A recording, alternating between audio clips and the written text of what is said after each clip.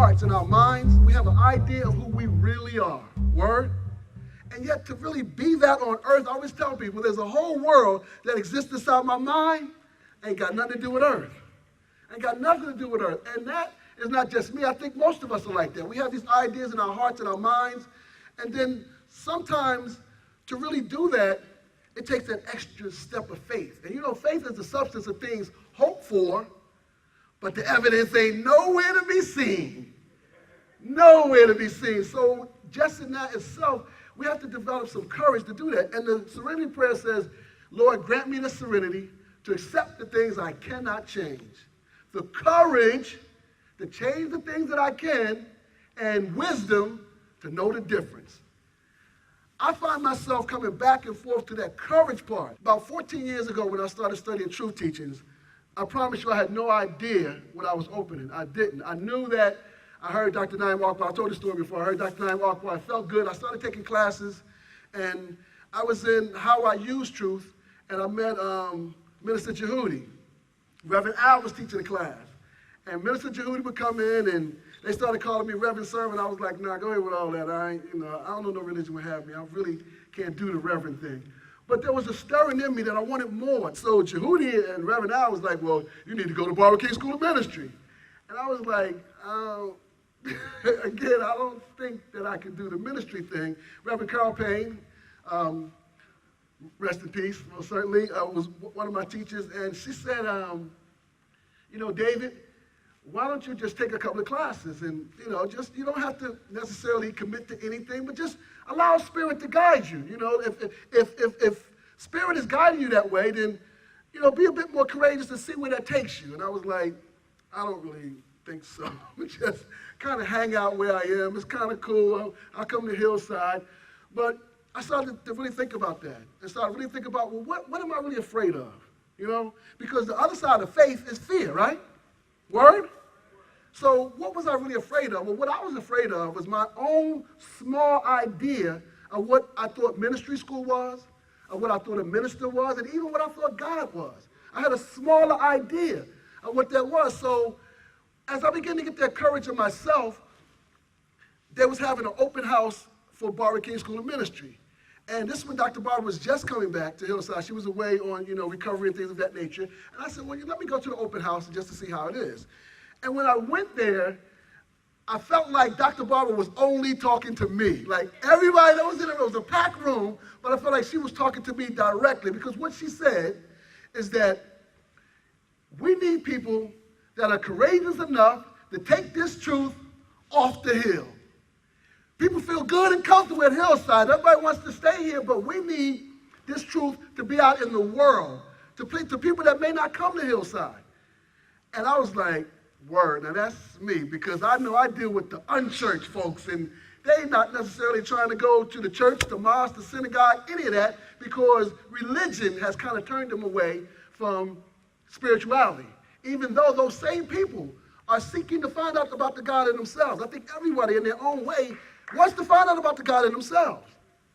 So I said, okay, well, maybe if I go to ministry school, I could talk to these other folks that y'all ain't coming out to talk to for real, so somebody got to talk to them. Maybe I can talk to those people. When I went to ministry school, what I discovered was that the organization I was already working with, Nation Time Syndicate, the first hip-hop collective in Atlanta, that was already a ministry. That was like, server, you already got a ministry. I was like, for real? Okay, you mean I could just do this and, okay.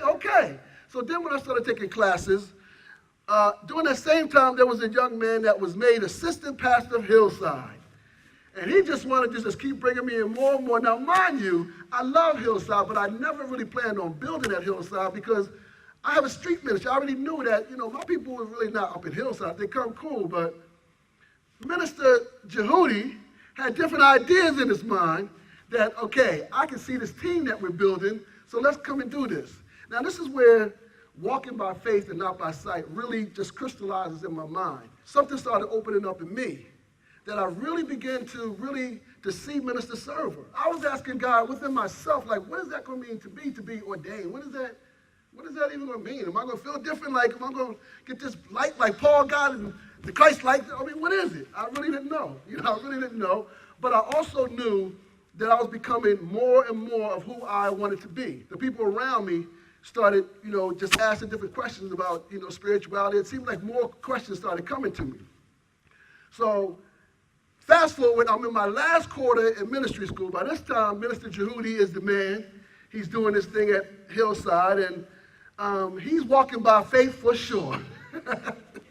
And not by sight, because there was no sight to see. So he was walking by faith in this. And me, I tell people to this day, I'm very childlike in my faith. I don't have to know. If I believe, I'm down. I don't have to. The logic part makes no sense to me sometimes. But spiritually, I know what I know. When I graduated and was ordained and opened up this world called Minister Servant, by that time we had pulled KRS-One. And that story with KRS-One, I was just telling somebody, it's an amazing story that sounds made up when I tell it and we live it. It was an amazing story because at the same time as we were looking to bring KRS-One here for the youth conference, the first youth conference at Hillside in 32 years, which is a whole other thing. The first youth conference, we brought KRS-One down. At the same time, KRS-One said God was telling him that his minister was in Atlanta. And he was like, sir, I've been looking for you, such and such. You're not just the minister of hip-hop in Atlanta, you're the minister of hip-hop culture international. I'm like, I don't know what that means, but let's run it. It sounds good to me. Let's see what it is. In this last 10-year run, while I believe that I've walked by faith to a certain degree, that I've been courageous to a certain degree, I know within myself that it's time for me to be a bit more courageous. It's InSpiritTruthCenter family that has truly helped me to become minister server. So when I think about walking by faith and the courage to be me, there's no place that is a more a vibrant, real-life example than Minister Jehudi, particularly for me. 10 years ago, when Minister Jehudi decided to walk by faith and have the courage to be himself, all of us are still in that energy right now because it takes just one person sometimes for us to see that it's possible. It takes a person courageous enough to say, you know what? I don't know what's on the other side, but I trust God enough. I trust the God in me enough that God always knows what's my highest high and greatest joy. So while I may be afraid, I will turn that fear around because we know fear's false expectations appearing real. It's just an illusion. I will turn that around and I will have my faith and walk in that and say, you know what? I am not Minister Darren. I am Minister Jehudi. And if I can't be Minister Jehudi here at Hillside, then I will be Minister Jehudi wherever Spirit has me be. That in itself is a courageous act. Give it up to Minister Jehudi, y'all, for real. For real, for real. I was one of the ones that said, I don't know, Jehudi, we might need to just ride it out Hillside for a minute. We got this form. But when I saw that his own conviction, his own faith gave me faith in him and myself and the work. Because even though we weren't called it urban inspirational metaphysics back then, that's exactly what we were beginning to pioneer.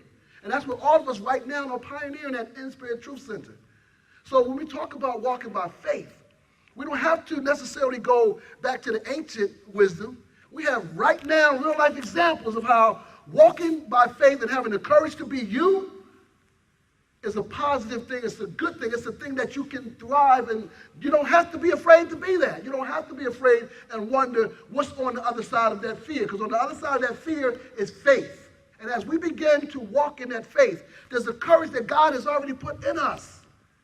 And when we have different people around us that show us different sides of ourselves, it really comes down to us having the courage to be who we are.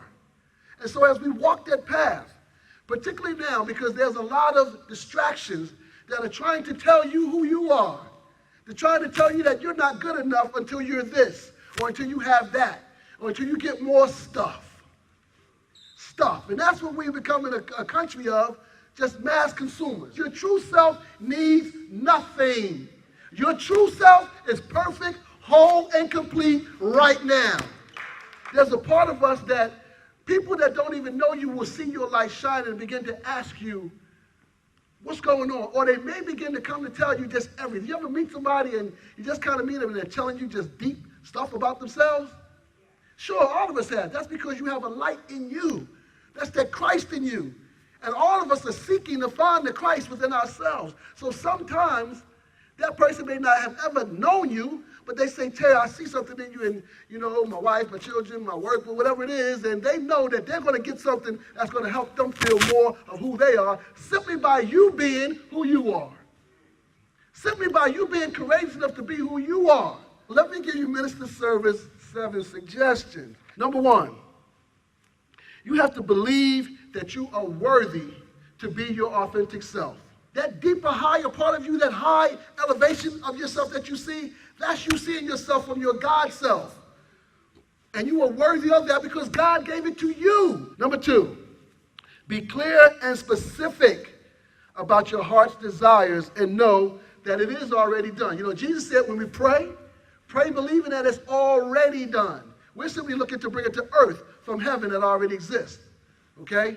So when you think about God, God is the creator of everything. We know God's omniscience, omnipresence, and omnipotence. So God is everywhere. So we have to be specific of how we see ourselves. So lately, I've been being specific on how I see Minister Server and what I want for Minister Server. And having the courage to really go for my heart's desires. Not trying to make it logical in my mind, but in my heart, because that's where God truly operates from. Number 3, for the courage to be you, you have to be willing to become highly skilled at whatever it is that God gave you to do. High skills pay the bills. High skills pay the bills, and not just the material bills, but they pay your bills to God. God has given that to you. When you use that, you're repaying God for what he's given you. Word?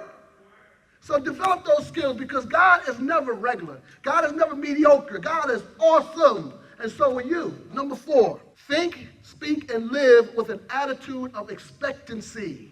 They say the true test of faith is to walk in the air of expectancy. What you are praying for, you expect it to manifest on earth. It's not some by and by thing. You are expecting that. So, true teachers say we walk as if it's already done. The courage to be who you are means for you to walk in that light. Number 5, stay focused on your good, especially when challenges in life come to you. See, because when challenges come in our lives, that's when the fear begins to set in, and we revert back to what's comfortable. Word? Because change can be challenging sometimes. Number 6, remember that you are only here for God. That you are only here for God. And that takes extreme courage because sometimes your family members, your friends, your co-workers, they have an idea and they don't mean you any harm at all. But you have to be courageous enough to say, you know what, I appreciate that advice, and yet God is telling me this. I appreciate it. I can feel where that's coming from, but God is telling me this. And they may react whatever way they react. But the truth is, you cannot allow that to distract you. And number 7, you must believe before you receive. You must believe before you receive. And believing is in your heart and mind. Believe that God has already set a plan for you. When you come up with that idea, that thought that makes you authentically you, God has already put that there. Believe that and you will receive that. This is the time right now. We're at a changing in the whole universe. The universe is in a process of correcting itself, which is why when we see these natural disasters and things of that nature, there's a cleansing that's going on in the universe right now.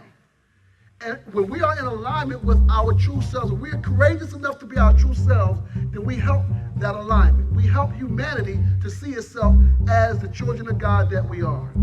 It is true, we let it be, and there it is. Word.